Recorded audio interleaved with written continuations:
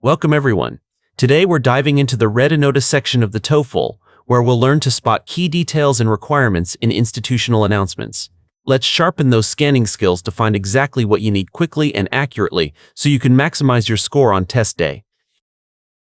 If you're finding these strategies helpful for your prep, make sure to subscribe to myTOEFL for more expert lessons. Let's keep working together to reach your target score. Historical Access Panel. The title Historical Access Panel immediately signals that the notice concerns permissions related to past artifacts or archives. Noticing the word historical helps you mentally prepare for a context involving research or academic collections. Collection Viewing Procedure. The subtitle Collection Viewing Procedure reveals the core purpose of the text, the specific steps required to see a set of items. It highlights that the content will follow a procedure, which usually involves a chronological sequence of rules. Students wanting to view the recently discovered Roman pottery collection must register their names on the digital scheduling board by Friday. This sentence establishes the primary requirement and deadline for interested students. The instruction to register their names indicates the first necessary step, while by Friday sets a clear time limit for this initial action. Applicants should download the Artifact Safety Guide and print the Visitor Agreement form from the student portal. Here, the text outlines the specific documents students must obtain before proceeding. By mentioning the student portal, the author clarifies that these resources are accessible through the institution's official online system. To finalize the process, individuals must deliver their signed forms and a student ID to the department head in the basement lab. This final instruction explains how to complete the application process. The requirement to deliver physical items to a basement lab shows that the finalization must happen in person rather than through a digital submission. What type of organization issued the notice? This question asks us to identify the type of organization that issued this announcement. We need to look for clues about the setting and the specific audience mentioned in the text. Now, keeping this in mind, let's look at our options. Let's take a closer look at option A, a local community hospital. While a hospital is an organization, the text focuses on a pottery collection rather than medical care. Therefore, the word hospital does not align with the academic and historical nature of the notice. Now, let's examine option B, a regional transportation hub. A transportation hub would deal with travel or logistics, but the passage discusses a department head and student portals. This context is far more academic than commercial or logistical. Let's evaluate option C together. A campus archaeology group.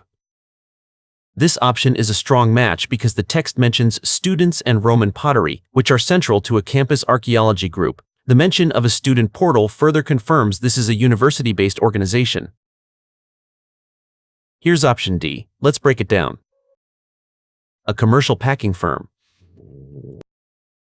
A packing firm focuses on shipping goods, which contradicts the goal of viewing a museum-style collection. We can eliminate this as it misinterprets the purpose of the historical artifacts. The correct answer to this question is option C, since the mention of students, pottery, and department heads aligns perfectly with a campus-based group.